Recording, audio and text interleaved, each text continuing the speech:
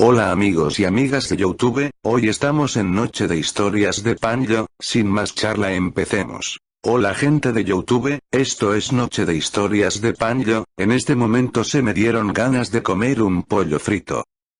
La chica de verdad nos gusta el pollo frito, la chica de verdad nos gusta el pollo frito, la chica de verdad nos gusta el pollo frito, pollo, pollo, polla. La chica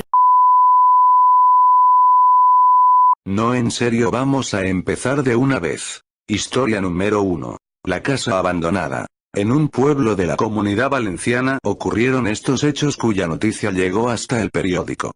A mí me lo contó alguien del mismo pueblo. 5 chicos se reunieron en una vieja y solitaria casa abandonada en mitad de tierras de huerta con el fin de hacer espiritismo.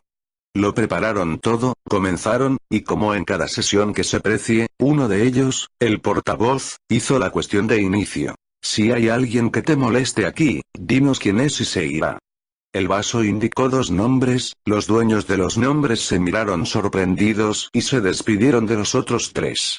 Volverían al pueblo caminando. Ya se verían más tarde.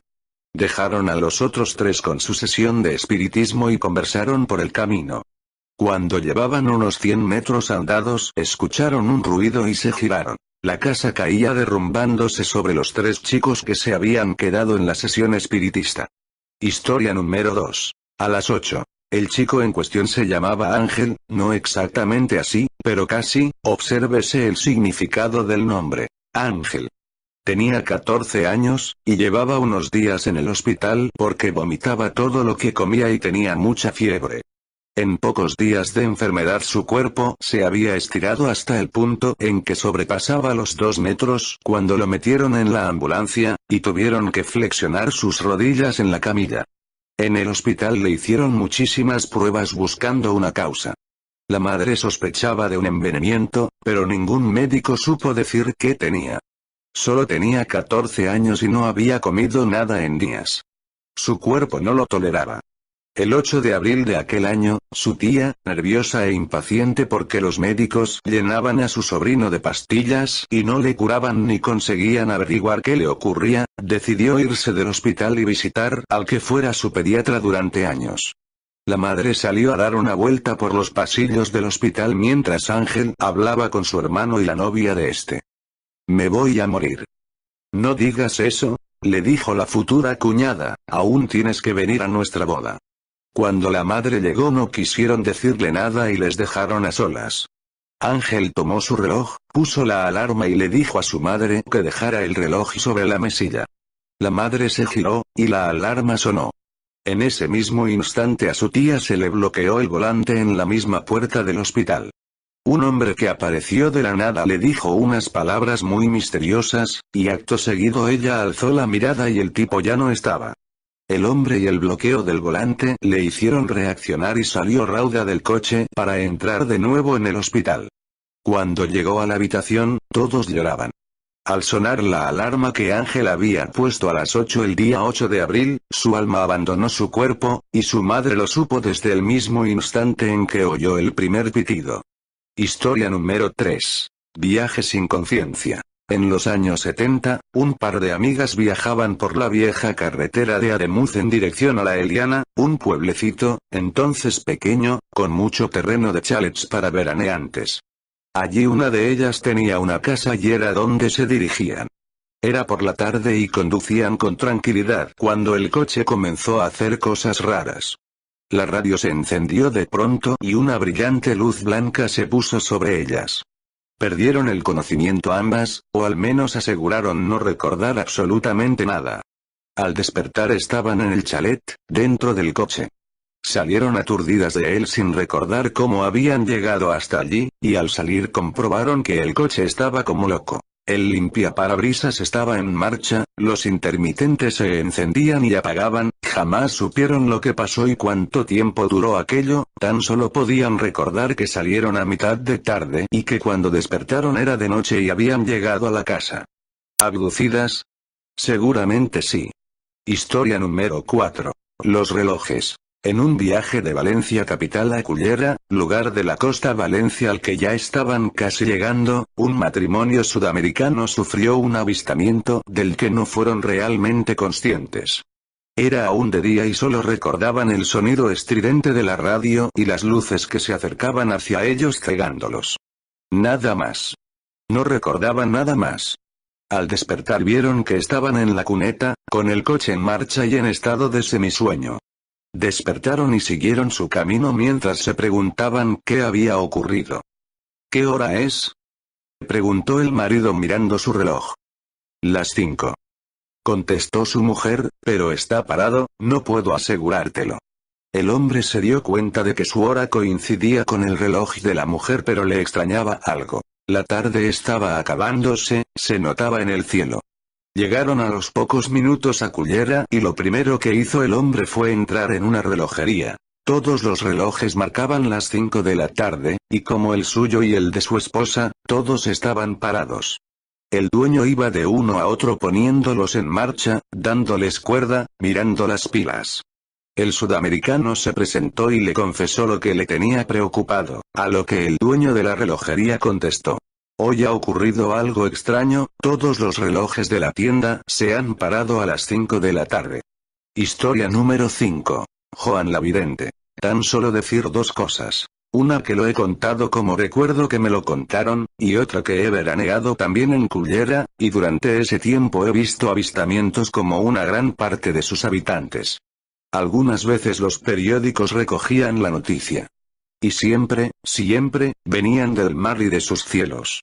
En octubre de 1978 desapareció un niño llamado Carl Carter de su casa de Los Ángeles, California. La policía barajó varias hipótesis al principio. ¿Se había escapado de casa? ¿Había sido secuestrado? Entonces entró Joan en escena de la mano de un policía retirado que sentía la imperiosa necesidad de conseguir algo más, alguna pista por pequeña que fuera. Joan era vidente, y el policía recurrió a ella porque era bastante popular. Joan les dio más motivos de preocupación. Ahora tenían que encargarse de un triple asesinato, porque según ella, Carl estaba muerto y no era el único. Animada por la policía, Joan dibujó como pudo el rostro del asesino y luego, un artista de la policía, le dio los últimos toques para que el dibujo fuera más preciso. Cuando le mostraron el retrato a los padres de Carl, el hombre dijo: se parece a Butch. Butch. Harold Ray Butch miembro. La policía le detuvo en 1 hora y poco después el asesino confesó haber estrangulado a Carl. Respecto a los otros dos niños, Butch dijo que los había asesinado hacía ya 2 años. Historia número 6. Visiones y premoniciones. Esta historia la vivieron Marjorie Tillotson y su hija Ellen, de 26 años. Ellen vivía en un edificio de apartamentos al otro lado de la calle donde vivía Marjorie. Una noche, Ellen dormía profundamente cuando se despertó al escuchar fuertes voces. Era su madre que gritaba: Ellen, ¿estás ahí? Déjame entrar. Ellen se dirigió a la puerta y al abrir se encontró con su madre nerviosa. Marjorie quería saber por qué Ellen había llamado a su puerta unos minutos antes. Ellen miró a su madre estupefacta. Ella no había salido, no había ido a casa de su madre, no había llamado a su puerta. Es más, se había acostado a las 11 de la noche y no despertó hasta ese momento. Marjorie, alarmada, le dijo que aquello no era posible porque ella le había visto y había hablado con ella. Es más, según Marjorie, Ellen le dijo que fuera inmediatamente a su casa sin hacer preguntas. Entonces un estruendo las dejó atónitas y madre e hija corrieron para asomarse por la ventana. En la acera de enfrente, había un escape de gas y como consecuencia había provocado una explosión en el edificio donde vivía Marjorie. Si en el primer caso Marjorie salvó la vida, aquí de nuevo hay un caso de premonición que, será mejor que leáis la historia. El 20 de octubre de 1966, una niña galesa de 9 años llamada Eril May Jones, le dijo a su mamá que había soñado que iba a la escuela y al llegar vio que el edificio desaparecía, que una cosa negra la había aplastado. Al día siguiente fue a la escuela como de costumbre y medio millón de toneladas de carbón de desecho se deslizaron sobre el pueblo minero matando a 139 personas, la mayoría niños, y entre ellos Eril. Historia número 6. La venganza de Carmen después de la muerte. En 1933, enterraron a una bella joven de solo 20 años llamada Carmen en un cementerio de Ávila, España. La joven, según decían, había muerto en extrañas circunstancias. No se conocía el motivo de su fallecimiento, pero en el pueblo se rumoreaba que había sido su propia hermana mayor, Ángela, la que la había asesinado. Ángela era todo lo contrario a Carmen. Tenía un carácter totalmente distinto, antipático, y además no era bella como Carmen. Parecía constatada la envidia que Ángela tenía por su propia hermana, así que el rumor parecía un hecho más que probable. Y ocurrió que desde el fallecimiento de Carmen, Ángela no volvió a descansar. Se cuenta que el espíritu de Carmen la persiguió implacable en todo momento del día y de la noche, acosándola con aire vengativo, recriminándole su fatal acto, el asesinato del que había sido víctima por su propia hermana. Al parecer, Ángela era la única que podía oír a su hermana, la sentía en su propia cabeza, y cada palabra pronunciada por el espíritu, le retumbaba en el cerebro produciéndole más ansiedad y más pánico. Desesperada por aquel tormento, Ángela enloqueció y se ahorcó en un árbol a los 10 meses de enterrar a su hermana. Historia número 7. El hombre en el bosque. Cuando era pequeña, esta chica a la que le ocurrió la historia y su hermano, 2 años menor, solían quedarse solos en su casona familiar mientras sus padres trabajaban. Vivían en el campo, en una casa grande, y uno de esos días decidieron salir a jugar fuera y terminaron paseando por el bosque, al norte del pueblo de donde vivían. Un día ambos niños vieron a un hombre sentado en una piedra. En lugar de tener miedo, la curiosidad les hizo acercarse.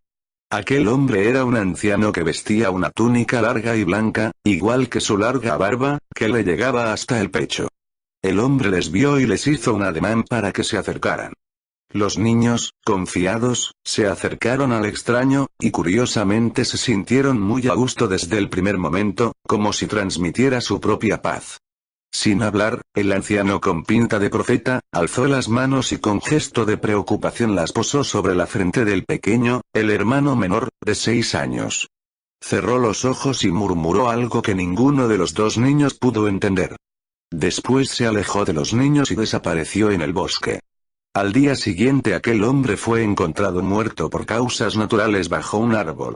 Historia número 7. La casa del campo. Mi prima me contó cierta vez, que, en la casa donde ella vivía pasaban cosas malas, que ella presentía que ahí había algo muy malo. Igual mi tía, que decía que desde que llegó a vivir ahí se sentía intranquila y se enfermaba seguido, que en las noches escuchaba ruidos, como rasguños en la pared, los perros aullaban hasta morir, y a veces cuando mi tía salía a ver qué pasaba, veía la figura oscura de un hombre bajo el zapotal de esa casa. Los perros aullaban al contemplar esa figura, y se retorcían en aullidos de terror. Bueno, así pasaba. Un día decidimos mi abue, mi hermana y yo ir como de día de campo a la casa de mi prima. Cuando llegamos, el lugar era muy bonito, completamente en el campo, cerca había un riachuelo, mucha vegetación, etc. Desde el momento en que llegué me sentí intranquila, no sé, como que había algo en el ambiente que no me gustaba nada. Lo raro era, que era en pleno día, como a las 12 o 1 de la tarde y se sentía un miedo, una sensación de pesadez.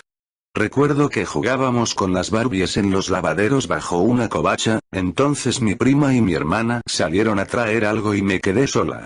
Empecé a sentir un miedo indescriptible, nunca había sentido algo así, presentía que algo o alguien estaba detrás de mí, viéndome, mirándome, entonces salí precipitadamente, con el corazón en un vilo, porque sentí que si permanecía un minuto más ahí, sola con eso atrás de mí iba a haber algo que haría que me muriera de terror. A la semana, mi prima y mi tía abandonaron la casa porque les contaron que ahí otras personas veían al diablo, veían como que había un incendio, escuchaban gritos, y muchas cosas más, y alguien más le dijo que los antiguos dueños de esa casa, igual salieron huyendo de algo que los atormentaba, todos los días, día y noche. No sé a ciencia cierta qué sucedió en ese lugar, que hasta la fecha sigue inhabitable. Esas son todas las historias por hoy, suscríbanse y denle a like, chao.